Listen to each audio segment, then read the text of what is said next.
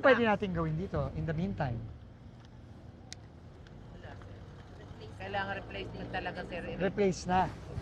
Magkano? 300. 300 kasama yung widening, pero kung hindi at ito lang bridge, kaya lang pag magwa-widen tayo nito, sir, i-widen mo na rin eh. I-widen mo na rin. Ba't di mo na i-widen? Ay kaya nga ho, 300 ho ang kailangan.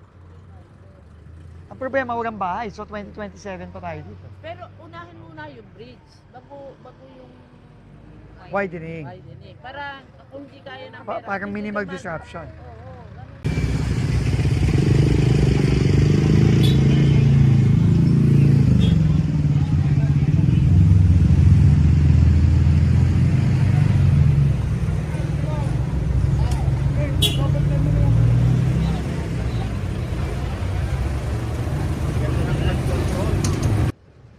Gusto natin to.